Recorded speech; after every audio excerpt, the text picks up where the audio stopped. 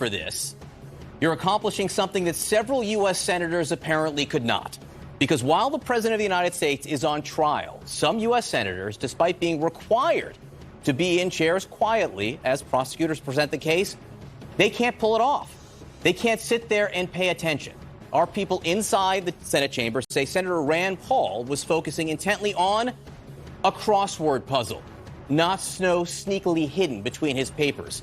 Apparently, the clue for 45 across wasn't Senator who does his freaking job.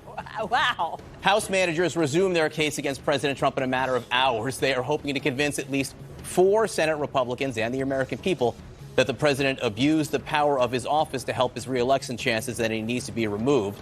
The Democrats spent nearly 9 hours laying out their evidence yesterday. They often used the president's own words against it. I know when you say freaking to fasten my seatbelts, John. John Roberts. Ooh, he's really upset that I used Sarchar's language. Not so upset. Senators can leave. They don't have to listen to the impeachment trial. But if they're mean, he's going to crack down. We're going to get more into this because we have more color about what some of the senators are doing while they're supposed to be sitting down listening. So the fight continues over whether the Senate will hear from witnesses. Democratic leader Chuck Schumer says he's optimistic. He says he believes the Democrats are, quote, making gains every day in their push for witnesses and documents. And what about that vague possibility that was tossed out of a witness swap to get Joe Biden or his son Hunter on the stand? Well, leading Democrats, including Joe Biden, say that they would not go for that. And President Trump broke his own record yesterday. He sent 142 tweets and retweets. Again, that is a single-day record for his presidency. More tweets than any president in history. It's true. That is true. Joining us now, CNN political analyst David Gregory, CNN political commentator Karen Finney. She's the former spokeswoman for Hillary Clinton's 2016 campaign, and CNN early start anchor Laura Jarrett. Great to see all of you. Laura, our CNN reporters who are tasked with watching the Senate chamber while all of this unfolds have provided us with some interesting color. In that some senators, certainly not all, but some senators are out of their chairs. They're huddling in the back together. They've even left the room for some stretches of time to go to the Senate cloakroom, which is an adjacent room where they can talk. They can use their cell phones. And so it appears that some are not actively listening. In fact, they're actively not listening to the case as laid out. And I mean, what's interesting is that this is, according to some of them, the first time that they will have heard this case play out. And I want to just read for you what Senator John Kennedy said, because it was really interesting. He says, I know the House proceedings were heavily reported, but I think most, if not all, senators are hearing the case by the prosecution and the case by the defense for the first time. He stressed that he was learning new things by listening to the arguments. If you polled the United States Senate, he said, 9 out of 10 senators will tell you that they have not read a transcript of the proceeding in the House. And the 10th senator who says he has is lying. That's according to the Washington Post.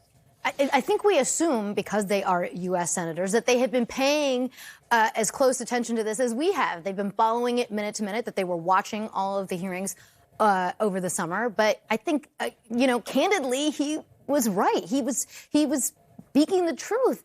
And the question is whether it's going to change their minds, right? The question is whether listening to all the facts, as Adam Schiff so methodically laid out yesterday, is going to have any effect, or whether they're just letting it wash over them. They're just sitting there drinking their milk, eating their candies, and it's all for naught. The Senate holds itself in such high esteem, right? This is the upper chamber. This is the place where they have 6-year terms. They're not supposed to be susceptible to political vagaries. They're supposed to be up to the job of sitting in a chair, okay? It's 2 hours at a time before you get a break? You get to go have coffee, you get to go have dinner, you get to go have your cell phone. We do it for 3. Yeah, we do it for 3. And the reason this is so appalling, not just because, again, they hold themselves in such high esteem that you can't say mean words or the Chief Justice will rebuke you on the Senate floor, is that the president's on trial for this. And it is their constitutional duty to weigh the evidence and make a decision. And John Cornyn, who used to be the number 2 on the Republican side, he said this. He said, certainly senators are struggling to try to see why we have to sit hearing the same arguments over and over and over again. They have to sit there, David, because it's their job. Because it's their job. And when they're not sitting there and listening, and when you hear the argument being made that, oh, it's boring, that doesn't lend credence to the fact that they're taking this seriously. Well, and I think it ties into what Adam Schiff's argument was, and it was a key part of the argument, which essentially was, what do we do about this kind of conduct by the president? Does it create a precedent? And if the world's greatest deliberative body, even if not well earned, doesn't remove, does this send a message to future administrations that, well, this was the precedent, and Congress essentially validated this behavior by saying things like what Senator Cornyn said, which is, why are we here? This has not met the threshold for what he described, Cornyn elsewhere described, as the nuclear option of the Constitution. And I think you're hearing more and more of that, is that whatever you may think of the president's conduct, although Republicans won't give any quarter on this, it certainly does not warrant impeachment and removal from office.